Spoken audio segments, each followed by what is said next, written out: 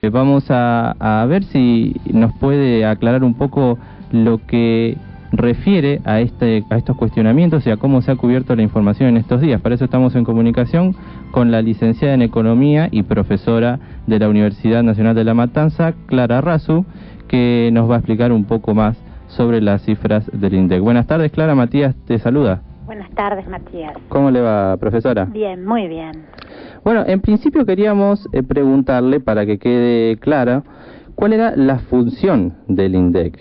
El INDEC, que es el Instituto Nacional de Estadísticas y Censos, no solo se encarga de la elaboración mensual de lo que se llama índice de precios, sino tiene a su cargo la encuesta permanente de hogares, que es una encuesta amplia que releva desde consumos, o sea, relevamientos de consumos, hasta lo que significa el empleo, el desempleo, etcétera. O sea, el INDEC cubre todo lo que es la estadística nacional. Y si bien se han presentado cuestionamientos acerca de la metodología de elaboración del índice de precios, es, como bien dijiste vos hasta ahora, el único organismo que tiene la capacidad técnica para medirlo.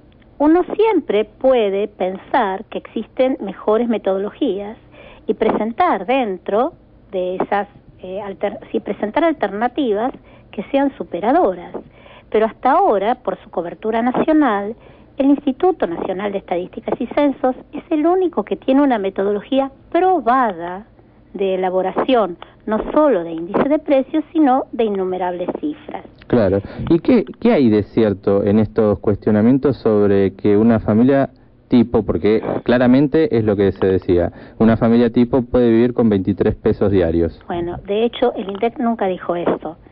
Lo que dijo el INDEC, que si una familia tiene un ingreso de 699 pesos aproximadamente mensuales por grupo familiar, lo que significaría 23 pesos diarios o 6 pesos por miembro, esa familia es indigente.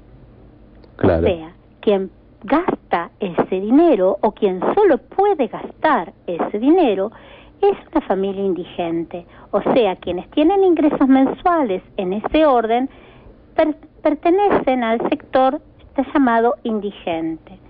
Una familia que percibe estos ingresos y que es indigente solo accede a una canasta limitada de bienes y casi ningún servicio. O sea, eso es lo que dijo el INDEC. Si una familia percibe ingresos mensuales de ese orden, es indigente. Si percibe ingresos mensuales en el orden de los 1.100 pesos, es pobre. Claro. En ningún momento se dijo que una familia podía vivir con 6 pesos por día. Porque eso fue lo que se remarcó durante todos estos días, e incluso se sigue remarcando porque sí salen notas relacionadas al mismo tema. O sea, es el típico, vamos a debatir, o sea, se presentó en algunos medios, los más, digamos, lo de difusión más amplia, se presentó así en el título, no así en la bajada, pero muchas veces las personas leen solo el título y nos ponemos a debatir acerca de una interpretación particular de una cifra. La estadística siempre se puede interpretar de diversas formas y siempre la interpretación es ideológica.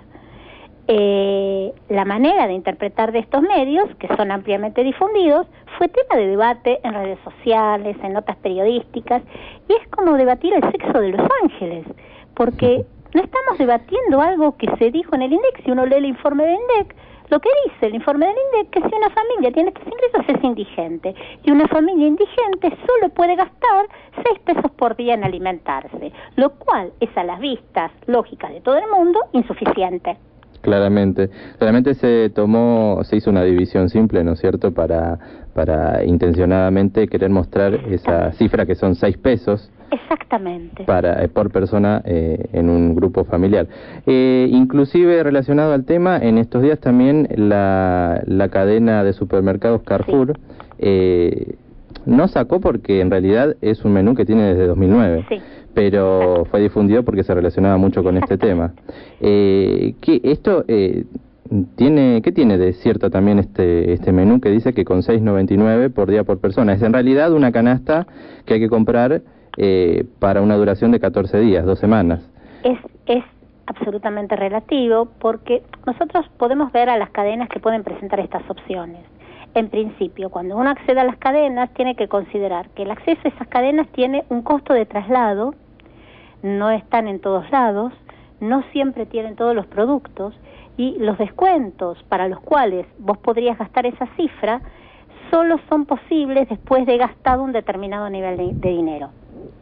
Claro. Entonces, es absolutamente relativo. O sea, yo considero que más que acceso a las grandes cadenas, me parece que sería interesante popularizar la difusión de ferias populares.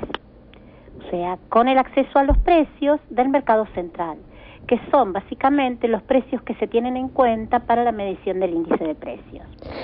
El mercado central también es una zona de no fácil acceso para todo el mundo. Por eso siempre es, sinceramente, las cadenas están ampliamente difundidas, mucha gente accede a ellas, pero no es tan sencillo, porque también para acceder a los descuentos hay que estar bancarizado, tener determinado medio de pago, no es popularmente lo utilizable. Parece que tiene más sentido volver a la vieja práctica de las ferias, no las que existen ahora, municipales, etcétera, etcétera, que tienen precios bastante elevados, sino a las ferias difundidas a través del mercado central. Profesora Melissa Correa la saluda, ¿cómo está? Buenas tardes. ¿Qué tal, Melissa? Buenas tardes. Con respecto a esto que está señalando de las cadenas y, ¿no es cierto?, la inflación que de alguna manera se genera en las góndolas, en el trayecto del producto, desde el lugar que parte hacia las góndolas. El INDEC señaló que la inflación en julio fue del 0,8%, pero hubo otras consultoras que marcaron que la inflación era del 1,76%. ¿En qué se basan estas consultoras para hacer estos relevamientos? Bueno, la metodología de las consultoras no la tengo clara. En muchos casos creo que acceden a los sitios de internet de los hipermercados y toman los precios ahí. La metodología del INDEC, si bien uno la puede cuestionar, es clara, porque el INDEC accede a lo que se llama la canasta elaborada a través de la encuesta permanente de hogares, y a los precios relevados en una serie de comercios de distintas zonas y de distintos tamaños, para hacer lo que se llama un promedio ponderado en cuanto al precio de los bienes que están incluidos en la canasta por su participación dentro de la canasta. O sea, es una metodología probada científicamente y con una amplia difusión, porque accede a muchos comercios, a muchos precios y en muchos lugares. En muchos lugares. Entonces, la diferencia con las consultoras es esta, el espectro que cubren las consultoras es mínimo. Es mínimo. Bueno, y con respecto a esto del INDEC también, el recargo, ¿no es cierto?, el incremento que se notó fue del 5,9%, ¿no es cierto?, de los precios que llegan a las góndolas. Sí. Estos formadores, ¿se podría decir que son formadores de precios? O sea, el INDEC se encarga nada más de medir los precios. El origen de la inflación está en la acumulación de ganancias que hacen los formadores de precios. ¿Y en qué se basan ellos para...? Yo te diría, mojo el dedo y me fijo a ver si llueve. Las expectativas inflacionarias que se generan en el rumor, o sea, ¿cuánto pensamos que va a aumentar los precios? O sea, lo que llamamos en economía las expectativas. Entonces, generan, o sea, a partir de ese rumor de expectativas, tratan de proteger su ganancia, su margen de ganancia. Sí. Y en función de proteger su margen de ganancia, remarcan los precios y así se va generando una bola de nieve hasta llegar a la góndola.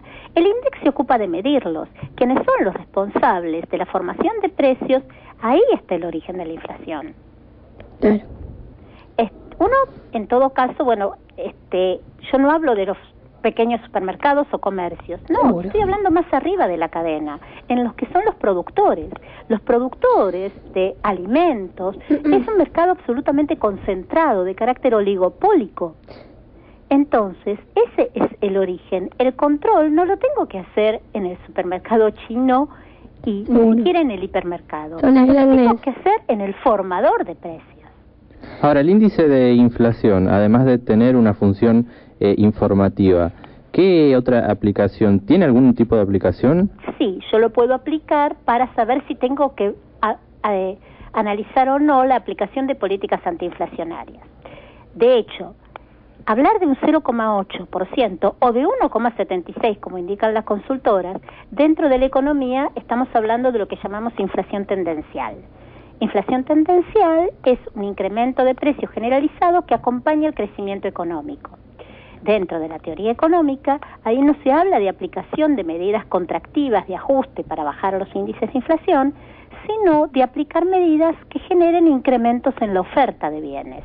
O sea, favorecer que las empresas amplíen su oferta, amplíen su producción y puedan abastecer a la demanda.